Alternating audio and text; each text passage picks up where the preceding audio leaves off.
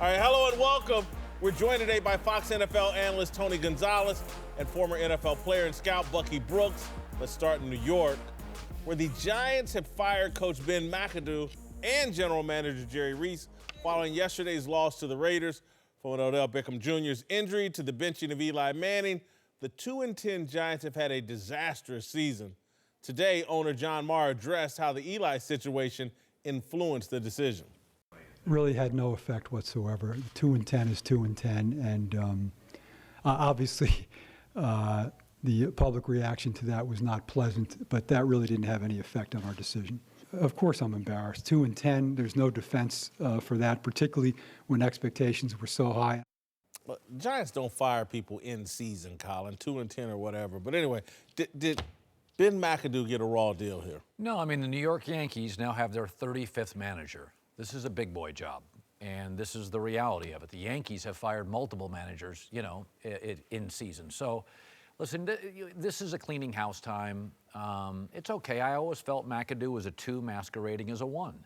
I've seen this in college where a guy knows one side of the room, and then you give him operational control and the other side of the ball and personnel control. It's hard. It took Pete Carroll a long time to master the number 1. For a long time, Pete was a 2. You see this with companies. You see it with media executives. This is hard stuff, man. It's not easy to be a great coach in the NFL in a market like New York.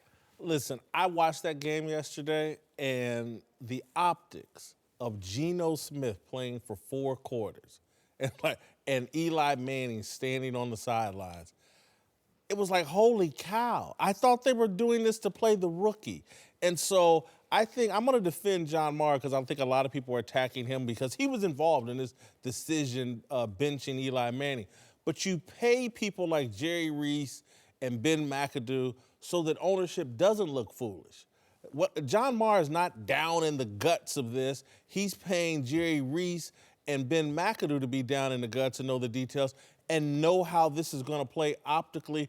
You had former players all planning to show up next week wearing Eli Manning jerseys or whatever. Yep. This blew up in John Mara's face, and he's paying Ben McAdoo and Jerry Reese so things like this don't blow up in his face. So, no, he didn't get a raw deal. He got what was coming to him.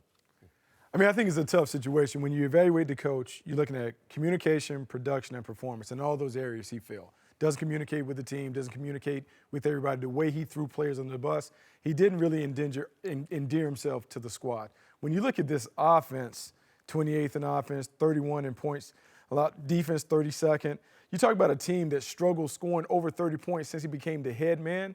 They weren't producing, and there's something to being a coordinator and being a head coach. Yep.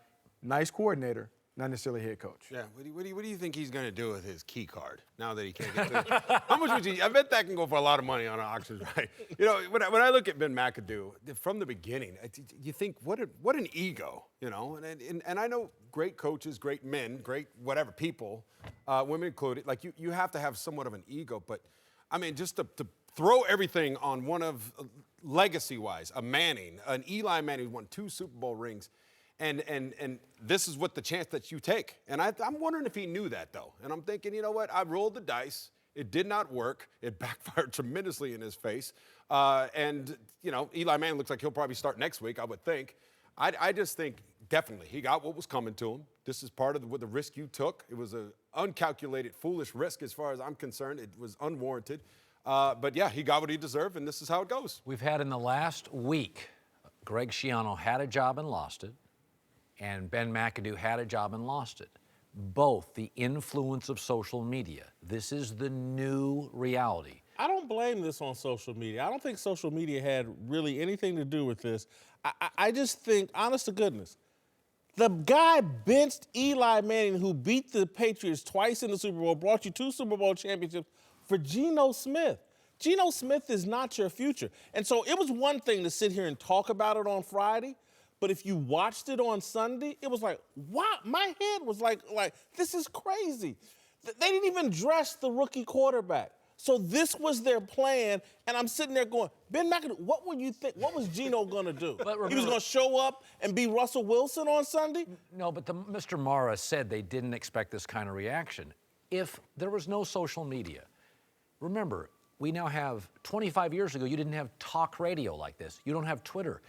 things now get... You got the New York media, Colin. But you had a newspaper, and it wasn't out until the morning. Now you get every second update of vitriol, anger, your fan. You know what I think they were afraid of? They were afraid of Sunday having a stadium of all Cowboy fans in it. Like Giant fans would no-show. Well, I think they were afraid of a bunch of former players being on their sidelines wearing Eli Manning jerseys, because that's what was going to happen. That's what Jay Glazer and everybody's reporting was going to happen. Ben McAdoo, just on this decision alone, we're going to roll Geno Smith out here and have Eli stand on the sideline. For that decision alone, he and Jerry Reese both needed to be fired. And they were. I think the big thing, though, I think it should have been a bigger plan in terms of if they were going to make the move to bench Eli, you should have had plans to have Davis Webb in play because he's number 3 quarterback. That should have been done 2-3 weeks ago to get him ready to play. Hi guys, Colin Cowherd here. Before the show moves along, I wanted to talk to you about Freshly. So you've tried all the meal kits out there. 30 minutes turns into 60, and all of a sudden you realize you're actually paying to do all the work. With Freshly, those days are over. It's a weekly prepared meal service that delivers fresh, never frozen, 100% all-natural meals. Developed by their team of chefs and nutritionists. They're fully cooked. All you have to do, heat them up. Each meal ready in only 3 minutes. No more worrying about what's for dinner. No shopping, no chopping, no cleanup. Also, no artificial ingredients, preservatives, or added sugar. Delivery and takeout places are hit and miss. Why run the risk when you can have guaranteed quality meals with Freshly? Freshly makes it easy, no dishes to worry about. Be happy to get back an hour every day. Try Freshly today. Get $40 off your first 2 deliveries. Just go to freshly.com/FoxSports. That's 6 meals for only $39 for 2 weeks. It's Freshly's best offer ever. Only valid for a limited time. Head to freshly.com/FoxSports or enter the code FoxSports at checkout. Shipping is always free. How cool is that? Now let's get back to the show. Well, with the McAdoo firing, the Giants are reportedly expected to give Eli Manning his old job back, which should satisfy the former Giants that our buddy Jay Glazer reported we're going to wear Eli jerseys to this week's game against Dallas. That would have been ugly. Whitlock, does Eli still have a future in New York with the Giants?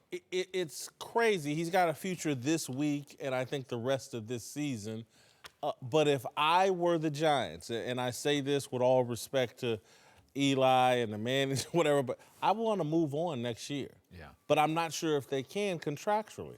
I think the salary cap cost in terms of letting him go would be tremendous. And I don't know if there's a trade market for Eli at his age. I think Eli fits the Giants for the next 2, 3, 4 weeks of this season. And then after that, I think they have the number 2 pick possibly. Yeah. They need to draft a quarterback and move on. Yeah, I agree with you. I think the toughest part of it we've just seen, the breakup. Generally, the breakup's always ugly. Sports, life, business. And then it heals. I think it feels like Jerry Reese whiffed on a lot of draft picks. Eli, 2013 on, was not the same guy. And frankly, McAdoo was over his head. I think it's time I'd play him the rest of the season, get it done, good optics. Eli's got a no-trade clause, Colin. This is a tough spot for the Giants. But I also think you have to be honest. If you go out and draft a quarterback, you're telling Eli it's short. And so if you go to Eli, and maybe you would know how this would land, and just say, listen, we're going to take a star quarterback. Let Eli tell you how he wants that to play out. So Eli, if you're unhappy, but we're going to move on. Now, for a year, we may start you, but just communicate with Eli and say, we're going to draft the kid from UCLA. We're not drafting him to sit.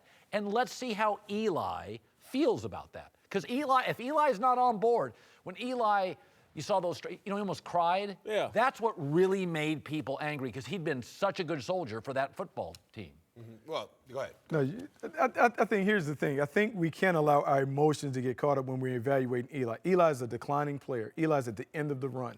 You're the New York Giants. You're sitting here where you may have a top 5 pick, an opportunity to get a quarterback. You can't go to Eli and ask him how it's going to make him feel. You have to do what the Indianapolis Colts did to his brother.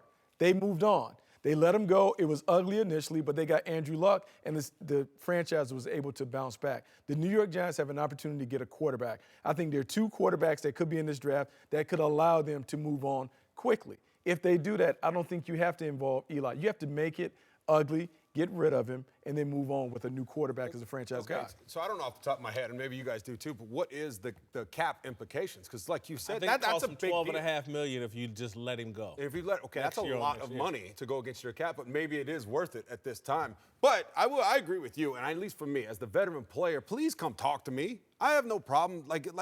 And Peyton could talk Eli through this and go, hey, I've been there, little brother. And if you want to, this is how I did it, and it worked out well. It's not the end of the world.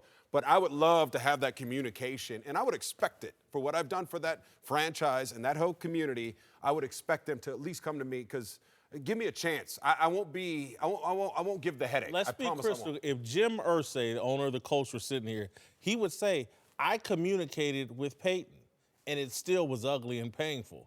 And so this process of moving on from a quarterback that's won you championships, it's going to be painful whether you communicate or not.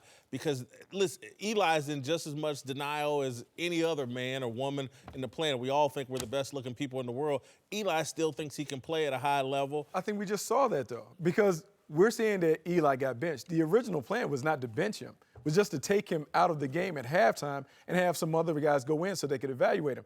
He didn't take kindly to that. So to think that you can bring a young guy in and Eli's going to be okay, he's never going to be okay because those guys, because they're great, they always feel like they're the best guy in the room. They're never going to take a backseat to anybody who comes behind them. Listen, I didn't have that, because my mother told me ego has no amigo. And so I was like, you like that? It's good. So I wouldn't. like that. If someone did tell me that, tell me I'm declining. Let me out of here. I don't know. I just feel like Eli's made a lot of money, and he could, to me, make it easier, restructure, do something, make it easier for him to trade him to some other team that he wants to play for. But I'm not sure if that's the Manning way. By the way, let's say they get Darnold, way better athlete, and the Giants are 1-5 to start the season and have already lost to Wentz. It may not end well. People may say, let the kid play. We think Eli's got all the power. If Darnold's on that sideline and you start hearing reports, he is chopping it up at practice, the fans may turn on Eli. Colin, I think regardless of who the young quarterback is, if it's the kid they already have on the roster, the tide could turn on Eli next year. This momentary sympathy is about this season and about Geno Smith being out there. Next year, it's like, hey, Eli, we got to win games. Get out of the way. All right, welcome back. Tony Gonzalez, Bucky Brooks here again. Let's move to Seattle. Quite a display last night. Russell Wilson outdueled the very talented Carson Wentz. Seahawks handed the Eagles their first loss since mid-September, and Russ was under pressure for much of the night, what's new, but got out of it again and again and again, keeping Philly at bay when they tried to mount a comeback late, which is what he'd been doing all year long. Highest fourth-quarter passer rating ever, topping Steve Young's mark from 1994. Whitlock, you know I love Russ. Is he the MVP of the entire league? In my opinion, no question about it. It's Richard Sherman standing on the sidelines, Cam Chancellor standing on the sidelines, and somehow the Seattle Seahawks cooled off the hottest team in football. And it's because of Russell Wilson. The guy is a magician. It's Fran Tarkington mixed with a little Brett Favre. Philly came at him in all different kinds of ways. The one time when he got Doug Baldwin deep and it was almost a touchdown, and Philly showed their blitz, and I was like, this is you don't show Russell Wilson your blitz because he's a magician. Even if you get there, he's still going to make a play. And I think he's the MVP, no question. I think this guy's headed to the Hall of Fame, and he'll win a second Super Bowl. I don't think it'll be this year, but he'll win a second Super Bowl. I could be crazy on this, but coaches have egos, and I like Pete Carroll a lot. But Pete Carroll's brand is ethereal defense. Pete's always empowered defensive players. He's drafted the defensive side better. Russell Wilson's had to overcome stuff here. He's had a bad O-line. Once they let go of Max Unger, yet they add Sheldon Richardson. They'll add a defensive piece anytime they can. They've shortchanged them a lot on offense. This offensive line is mix and match. I think sometimes we forget that. Dak's got an offensive coach, and Goff does, and Wentz does. Russell's in a defensive-led building with a defensive coach, with outspoken defensive players, and when they're all gone and he's healthy, they beat the Eagles. I think he's one of the greatest players, not just quarterbacks, I've ever seen in this league. I think he's an amazing player. I don't. It's just I'm never surprised. I love when Philadelphia coaches are throwing their sheet on the ground. You can see they're like, you can't design something to stop him. It's remarkable. I think we're now seeing him finally take over this team. For so long, their identity had been their defense, the Legion of Boom. When Marshawn Lynch was there, people said that it was a team run through 24, not through him. Now all those pieces are gone. Now we have an opportunity to see this team built around Russell Wilson. And they get Dwayne Brown. They have some playmakers, Jimmy Graham or whatever. But this team is doing it because Russ is making it happen. Inside, outside the pocket. Looking at the stats, he accounts for over 82% of their scrimmage yards. That's ridiculous. He's the team leading rusher. When you talk about most valuable player, he is everything to Seattle right now. I think this validates when so many people were on him saying he's an elite quarterback. This season is validation for that fact. Well, I think he's an elite quarterback. I agree with you. I think he'll probably get another Super Bowl. He's maybe on his way to the Hall of Fame.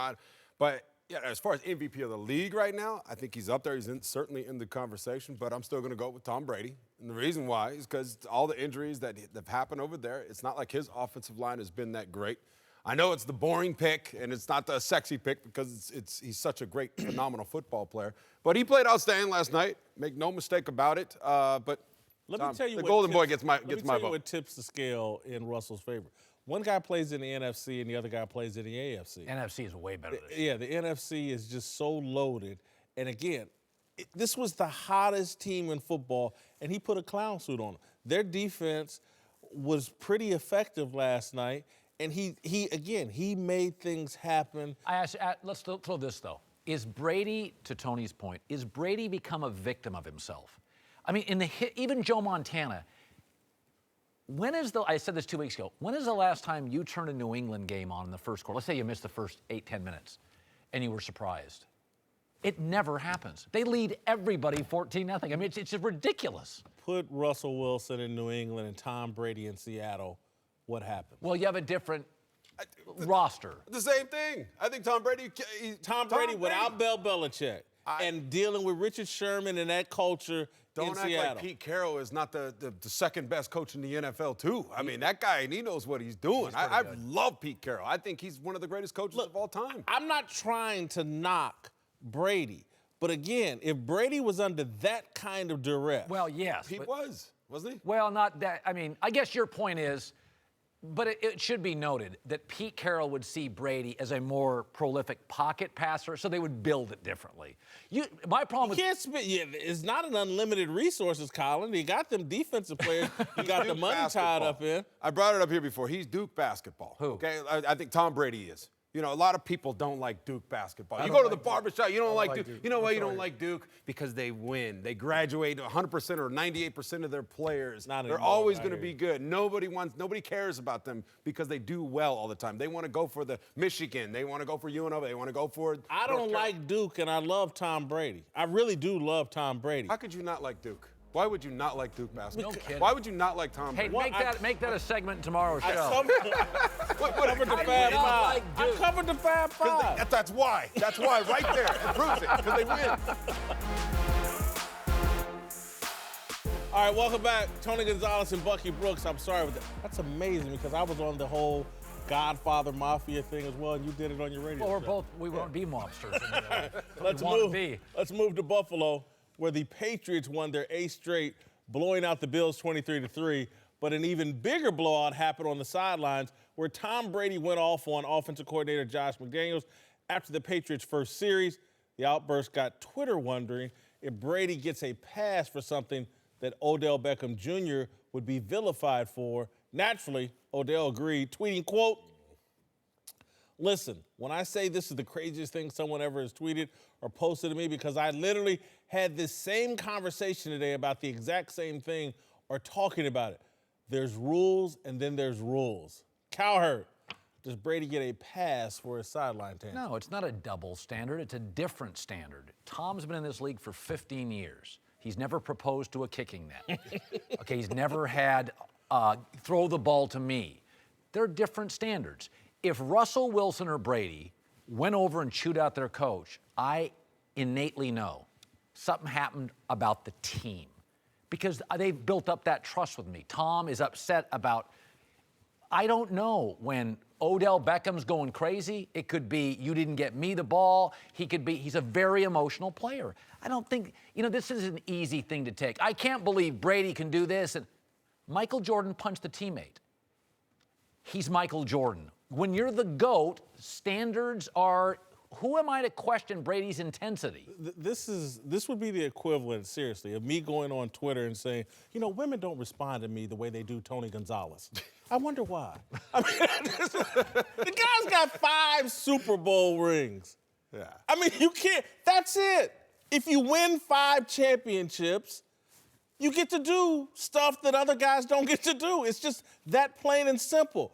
Odell Beckham Jr. hasn't done anything.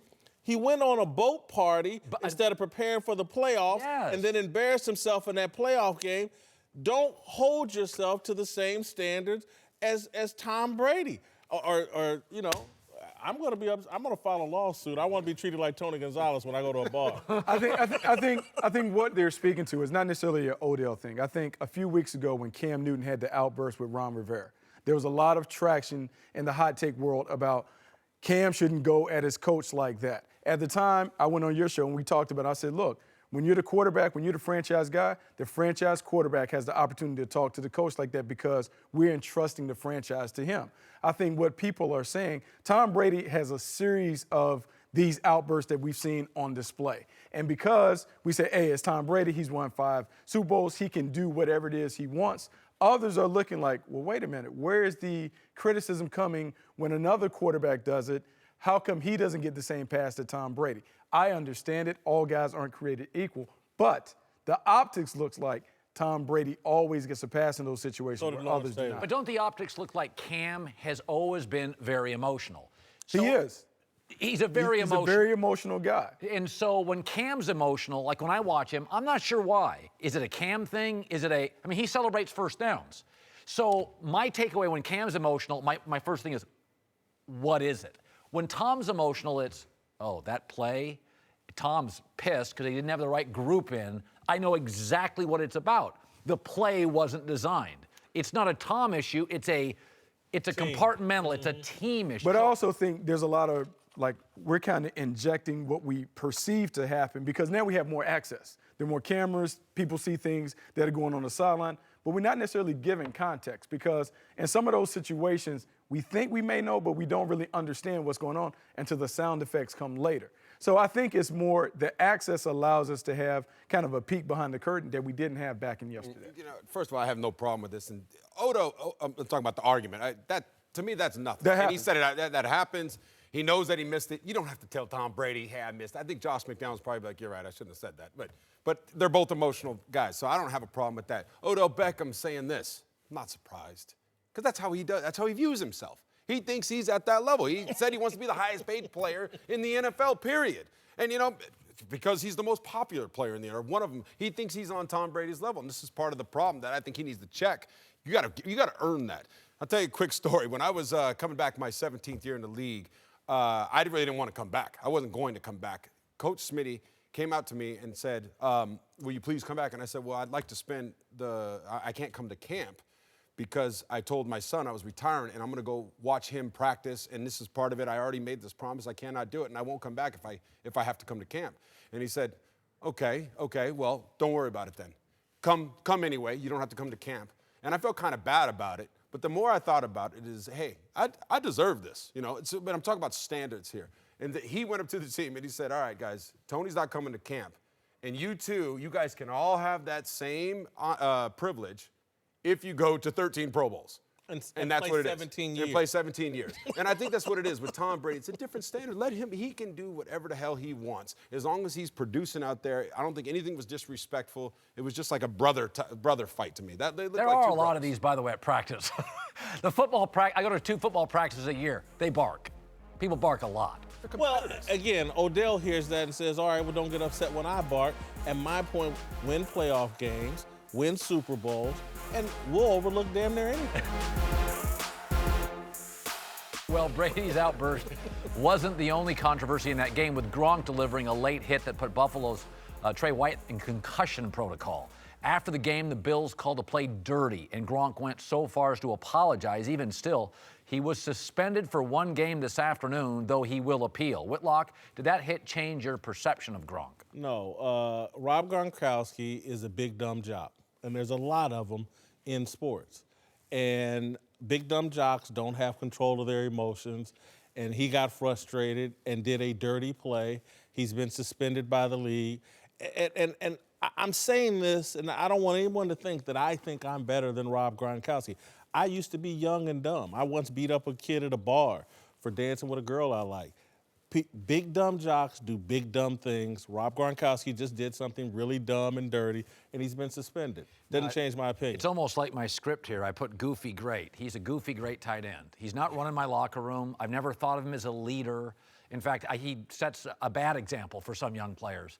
There are certain players I look to for leadership. Russell Wilson, to me, is the leader of the Seahawks, and he even was years ago. Gronk's a goofball who's really, really talented. So now, I think he should be suspended. I think when you're 270 pounds, that is a weapon. That helmet, if he was a kicker and he was hitting Tony Gonzalez, that's not a weapon. That's a butter knife. But this is a tank, and I would have had no problem with a multi-game suspension. I think this is a situation where Tony brought it up. Duke basketball. So I'm going to use an analogy, Duke basketball. It's kind of like Grayson Allen. When Grayson Allen loses control, kick people, has some issues. You need to rein Gronkowski in. He can't make those kind of plays on the field because it's a very dangerous play. Tre'Davious White is not thinking about this guy coming in and falling on him. So, yeah, you have to punish him because you don't want this. I think a couple weeks ago we talked about the league and the optics, the fighting and all this other stuff.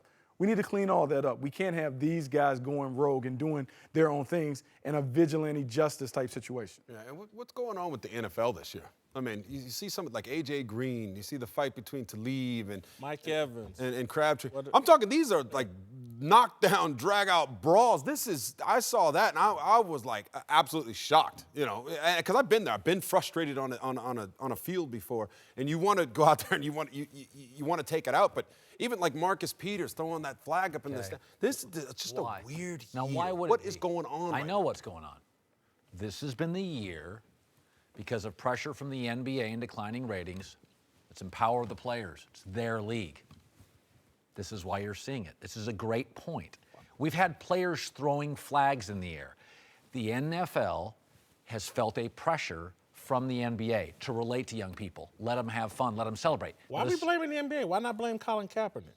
That's where this is coming well, from. what I'm saying is why? Because there is this in my lifetime, this is the first year that the NFL's had a player empowerment. It's always been the shield. Now it's about the player. And by the way, I do think the celebrations are really funny. I like them. But those have bled into a feeling of this is our league, not the shield. And you're seeing really bad behavior. We just saw Aqib Talib and Crabtree was like a street fight on the field. Yes, it was. I think this is part of the whole player empowerment, and the players have more power, and they're exhibiting sometimes bad judgment. Yeah, because they're young. And there's nothing, I wish I was young again. There's nothing wrong with being young. But again, the adults need to take back control of this league because, again, there's a lot of money at stake. And the players don't realize it, and they all think, oh, I'm making lifetime generational wealth, and I'll never need the NFL again. That's all bogus.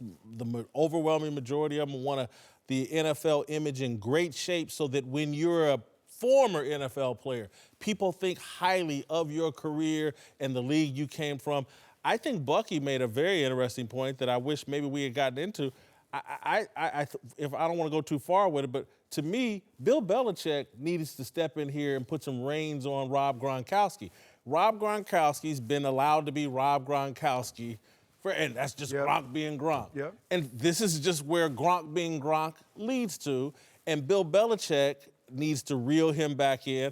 Again, I don't want to make way too much of it because, again, Charles Barkley, one of my favorite people, one of my favorite broadcasters, spit on a kid at a basketball game, threw a fan through a plate glass window.